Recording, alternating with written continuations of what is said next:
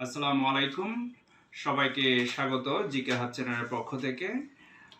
আজকে আমরা যে বিষয়টি নিয়ে আলোচনা করব, বিসিএস প্রিলিমিনারির সিলেবাসটা নিয়ে একটু আলোচনা করব আহ, এবং কিভাবে আমরা কোন বিষয়গুলোতে জোর দিব এবং টেকনিক্যালি কিভাবে পড়লে বিসিএস প্রিলিতে পাশের সম্ভাবনাটা বাড়বে সেটা আমরা একটু দেখানোর চেষ্টা করব। তো চলুন, প্রথমে এখানে আমি বোর্ডে লিখে রেখেছি বিসিএস এর প্রিলিমিনারি সিলেবাসটা। এখানে আমরা দেখতে পাচ্ছি বাংলায় 35, ইংরেজিতে 35, বাংলাদেশ বিষয়াবলী 30, আন্তর্জাতিক বিষয়াবলী 20, ভূগোল 10, বিজ্ঞান 15, কম্পিউটার 15, গাণিতিক যুক্তি 15, মানসিক দক্ষতা 15 এবং নৈতিকতা ও সুশাসন হচ্ছে 10 নাম্বার। তো এগুলোই হচ্ছে মূলত বিসিএস এ হচ্ছে এই কয়েকটা সাবজেক্টে হচ্ছে বিসিএস প্রিলিমিনারিতে আসে। তো এখানে মোট হচ্ছে 200 নাম্বার প্রিলিমিনারিতে। এখন মোট 200 নাম্বারের মধ্যে কোন বিষয়গুলোতে আমরা প্রথমত জোর দিয়ে পড়ব এবং কিভাবে কোন বিষয়ে শুরু করব সেটি আমি একটু বলবো। এখানে আমরা নম্বর বন্টনের মধ্যে একটু দেখি যে প্রথমেই আমি লিখেছি বাংলা 35, ইংরেজি 35 এবং আমরা একটু খেয়াল করলে দেখব বাংলাদেশ বিষয়াবলী, আন্তর্জাতিক বিষয়াবলী এবং ভূগোল, এই তিনটা বিষয় মিলে বিষয়কে আমরা বলি একসাথে সাধারণ জ্ঞান বলে থাকি। তো দেখা যাচ্ছে বাংলা 35, ইংরেজি 35 এবং সাধারণ জ্ঞান 30, 20 আর 10, অর্থাৎ মোট 60 নাম্বার, মোট হচ্ছে 130 নাম্বার। বাংলা, ইংরেজি এবং সাধারণ জ্ঞান মিলে হয় 130 নাম্বার এবং আর বাদ বাকি যেগুলো থাকে বিজ্ঞান, কম্পিউটার, গাণিতিক যুক্তি এবং মানসিক দক্ষতা, এই চারটি বিষয় মিলে হয় 60 নাম্বার আর বাকি থাকে নৈতিকতা। এখানে আমরা প্রিলিমিনারি সিলেবাসটাকে দুই ভাগে ভাগ করে ফেলবো। একটা হচ্ছে এক ভাগে থাকবে বাংলা, ইংরেজি এবং সাধারণ জ্ঞান, অপর ভাগে থাকবে চারটি বিষয় বিজ্ঞান, কম্পিউটার, গাণিতিক যুক্তি এবং মানসিক দক্ষতা এবং সর্বশেষ থাকবে নৈতিকতা।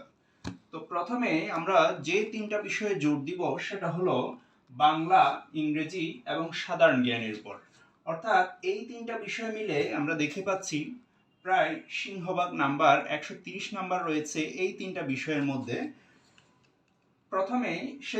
প্রথমেই আমাদেরকে এই তিনটা বিষয়ের উপর জোর দিতে হবে প্রিলিমিনারি সিলেবাস কমপ্লিট করার ক্ষেত্রে এবং পরবর্তীতে সেটি আমরা একটা রুটিন আকারে বলবো কোন বিষয়ে আমরা কতক্ষণ পড়বো, কিভাবে পড়বো। এবং এই 130 নাম্বার শেষ করার পর এবার আমরা জোর দিব এই চারটি বিষয়ে বিজ্ঞান, কম্পিউটার, গাণিতিক যুক্তি এবং মানসিক দক্ষতা, এই চারটি বিষয় হয় 60 নাম্বার। আমরা যদি একটা বিষয় চিন্তা করি যে এই 130 নাম্বারের মধ্যে যদি আমরা যে কোনোভাবে কোন বিষয়ে কত নাম্বার সেভাবে কন্ডিশনাল মার্কস না ধরে 130 এর মধ্যে যদি আমরা কোনোভাবে 90 বা 100 এখানে যদি আমরা নিশ্চিত করতে পারি তাহলে আমাদের প্রিলিতে টিকার সম্ভাবনা অনেকটা বেড়ে যাচ্ছে। এবং পরবর্তীতে এখানে সায়েন্স বা নন সায়েন্স ব্যাকগ্রাউন্ড ভেদে নাম্বারের একটু ভিন্নতা থাকে, তবু এই 60-এর মধ্যে যদি আমরা 30 মার্ক নিশ্চিত করতে পারি, অর্থাৎ এই 60-এর মধ্যে আমি 50% মার্ক ধরলাম, অর্থাৎ 30 নাম্বার। আর এখানে যদি আমরা 90 অথবা 100 আর এই 60-এর মধ্যে যদি আমরা 30, এই 130 অথবা 120 অথবা 130, এই দুইটি নাম্বার যদি আমরা গেইন করতে পারি তাহলে আমাদের প্রিলি পাসের সম্ভাবনা অনেকটা বেড়ে যাবে। এছাড়া নৈতিকতার মধ্যে রয়েছে 10। এই 10-এর মধ্যে এই কোয়েশ্চেনগুলো মূলত এথিক্যাল কোয়েশ্চেনগুলো বেশি হয়ে থাকে। তো যে দুই ধরনের কোয়েশ্চেন হয়ে থাকে, কিছু কোয়েশ্চেন আসে থিওরিটিক্যাল। তো থিওরিটিক্যাল কোয়েশ্চেনগুলো একটু দাগানোর সময় আমাদেরকে খেয়াল রাখতে হয়। আর আরেকটা কোয়েশ্চেন আসে কিছু সাল এবং বইয়ের লেখকের নাম, এই ধরনের কোয়েশ্চেন আসে। তো দেখা যায় এখানে আমরা সাল এবং বইয়ের লেখকের নাম, এই ধরনের কোয়েশ্চেনগুলো 4-5টা থাকে।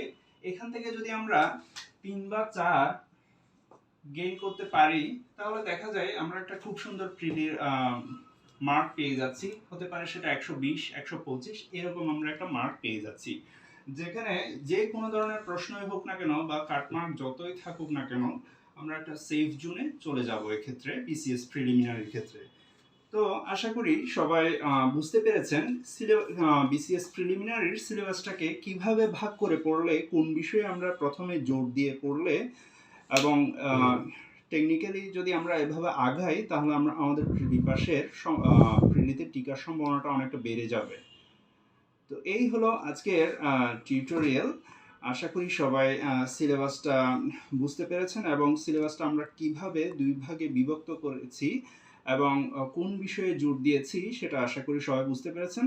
পরবর্তী টিউটোরিয়ালে আমরা কিভাবে প্রিলিতে একটা 50 বা 52 দিনের একটা রুটিন দেখাবো। এই রুটিন ফলো করে কিভাবে আমরা প্রিলির 44তম প্রিলির 1 মাস আগে সিলেবাস শেষ করব সেটা আমরা দেখাবো। ধন্যবাদ সবাইকে।